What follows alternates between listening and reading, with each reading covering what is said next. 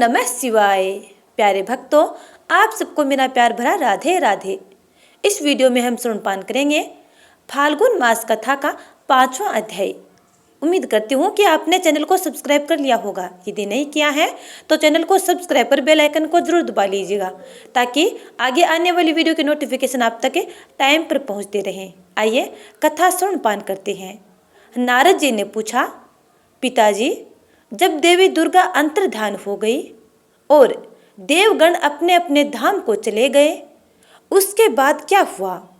ब्रह्मा जी ने कहा, मेरे पुत्रों में श्रेष्ठ विप्रवर नारद, जब विष्णु आदि देव समुदाय हिमालय और मैना को देवी की आराधना का उपदेश देकर चले गए, तब गिरिराज हिमाचल और मैना दोनों दंपति ने बड़ी भारी तपस्या आरंभ की। वे दिन रात शंभु और शिवा का चिंतन करते हुए भक्ति युक्त चित्त से नित्य उसकी सम्यक रीति से आराधना करने लगे। हिमवान की पत्नी मैना बड़ी प्रसन्नता से शिव सहित शिवा देवी की पूजा करने लगी। वे उन्हीं के संतोष के लिए सदा ब्राह्मणों को दान देती रहती थी।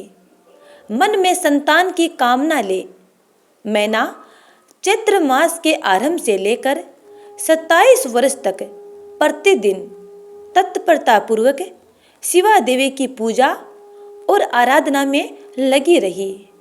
वे अष्टमी को उपवास करके नवमी को लड्डू, बलि सामग्री, पिट्ठी, खीर और गंध पुष्प आदि देवी को भेंट करती थी।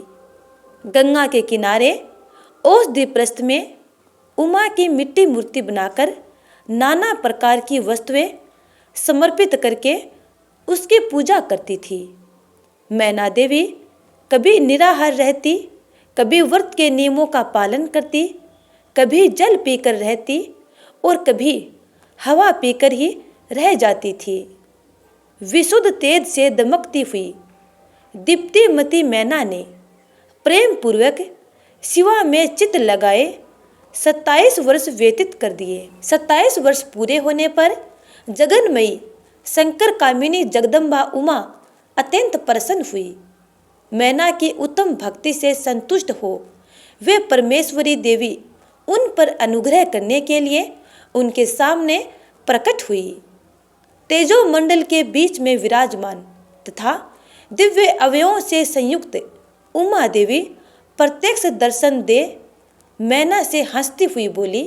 देवी ने कहा, गिरिराज हिमालय की रानी महासाध्वी मैना, मैं तुम्हारी तपस्या से बहुत प्रसन्न हूँ। तुम्हारे मन में जो अभिलाषा हो उसे कहो। मैना, तुमने तपस्या, व्रत और समाधि के द्वारा जिस जिस वस्तु के लिए प्रार्थना की है वह सब मैं तुम्हें दूंगी। तब मैना ने प्रत्यक्ष प्रकट हुई कालिका देवी को देखकर प्रणाम किया और इस प्रकार कहा। मैना बोली, देवी, इस समय मुझे आपके रूप का प्रत्यक्ष दर्शन हुआ है, अतः मैं आपकी स्तुति करना चाहती हूँ। कालिके, इसके लिए आप प्रसन्न हो। ब्रह्मा जी कहते हैं, नारद, मैना के ऐसे कहने पर सर्वमोहिनी कालिका देवी ने मन में अत्यंत प्रसन्न हो अपनी दोनों बाहों से खींचकर मैना को हृदय से लगा लिया। इससे उन्हें तत्काल महाज्ञान की प्राप्ति हो गई। फिर तो मैना देवी प्रिय वचनों द्वारा भक्ति भाव से अपने सामने खड़ी हुई कालिका देवी की स्तुति करने लगी।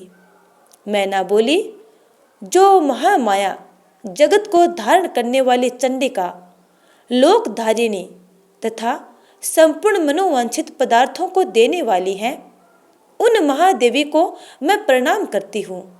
जो नित्य आनंद प्रदान करने वाली माया, योग निद्रा, जगत जननी तथा सुंदर कमलों की माला से अलंकृत है, उन नित्य सिद्धा उमा देवी को मैं नमस्कार करती हूँ।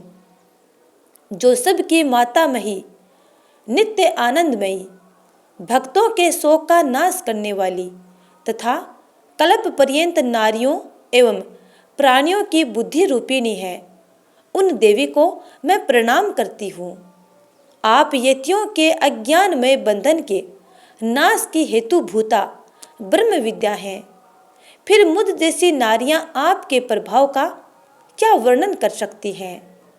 अथर्ववेद की जो हिंसा यानी मारण आदि का प्रयोग है वह आप ही हैं। देवी, आप मेरे अभीष्ट फल को सदा प्रदान कीजिए। भावहीन यानी आकार रहित तथा अदृश्य नित्यानित्य तन्मात्राओं से आप ही पंचभूतों के समुदाय को संयुक्त करती हैं। आप ही उनकी शाश्वत शक्ति हैं। आपका स्वरूप नित्य है। आप समय समय पर योग युक्त एवं समर्थ नारी के रूप में प्रकट होती हैं। आप ही जगत की योनि और आधार शक्ति हैं। आप ही प्राकृत तत्वों से परे नित्य प्रकृति कही गई हैं, जिसके द्वारा ब्रह्म के स्वरूप को वश में किया जाता है। वह नित्य विद्या आप ही हैं। माते, आज मुझ पर प्रसन्न होइए। आप ही अग्नि के भीतर व्याप्त उग्र दाहिका शक्ति हैं। आप ही सूर्य किरणों में स्थित प्रकाशिका शक्ति हैं। चंद्रमा में जो आह्लादिका शक्ति है वह भी आप ही हैं। ऐसी आप चंडी देवी को मैं सत्वन और वंदन करती हूँ। आप स्त्रियों को बहुत प्रिय हैं। उध्रुववेता ब्रह्मचारियों की ध्येय भूता नित्य ब्रह्म शक्ति भी आप ही हैं। संपूर्ण जगत की वांछा तथा श्री हरि की माया भी आप ही हैं। जो देवी इच्छा अनुसार रूप धारण करके सृष्टि पालन और श्रृंगारमयी हो उन कार्यों का संपादन करती हैं तथा ब्रह्मा विष्णु एवं रुद्र के शरीर की भी हेतुभूता हैं, वे आप ही हैं। देवी, आज आप मुझ पर प्रसन्न हो। आपको पुनः मेरा नमस्कार है। ब्रह्मा जी कहते हैं, नारद, मैना के इस प्रकार स्तुति करने पर दुर्गा काली ने पुनः उन मैना देवी से कहा, तुम अपना मनोवांछित वर मांग लो। हिमाचल प्रिय, तुम मुझे प्राणों के समान प्यारी हो। तुम्हारी जो इच्छा हो वह मांगो, उसे मैं निश्चय ही दे दूंगी।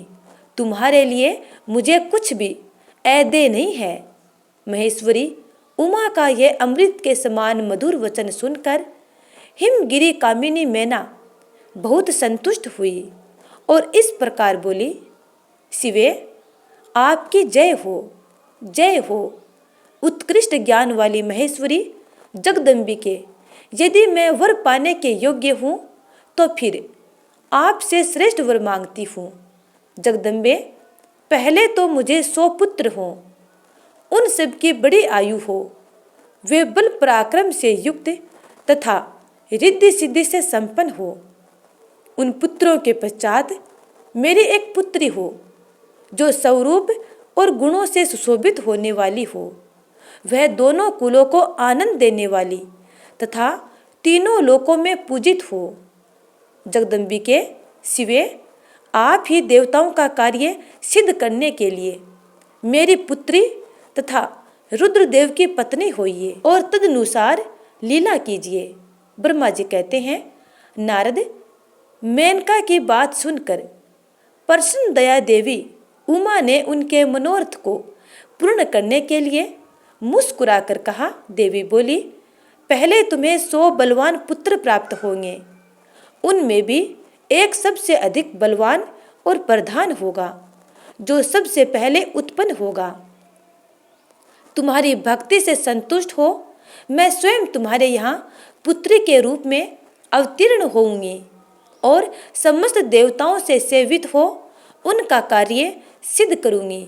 ऐसा कहकर जगधात्री परमेश्वरी काली का शिवा मैना के देखते ही देखते वहीं अदृश्य हो गई। तात महेश्वरी से अभीष्ट वर पाकर मेनका को भी अपार हर्ष हुआ। उनका तपस्या जनित सारा क्लेश नष्ट हो गया। मुने फिर कालक्रम से मैना के गर्भ रहा और वह प्रतिदिन बढ़ने लगा। समयानुसार उसने एक उत्तम पुत्र को उत्पन्न किया जिसका नाम मेनाक था। उसने समुद्र साथ उत्तम मैत्री बांधी। वह अद्भुत पर्वत नागवधुओं के उपभोग का स्थल बना हुआ है। उसके समस्त अंग श्रेष्ठ है। हिमालय के 100 पुत्रों में वह सबसे श्रेष्ठ और महान बलवान पराक्रम से संपन्न है। अपने से या अपने बाद प्रकट हुए समस्त पर्वतों में एकमात्र मेनाक ही पर्वतराज के पद पर प्रतिष्ठित है। तो प्यारे स्नेहितनों, आज का यह अध्याय यहीं पे समाप्त होता है। आगे की कथा जानने के लिए अगले अध्याय का इंतजार करना। तब तक के लिए जय श्री राधे।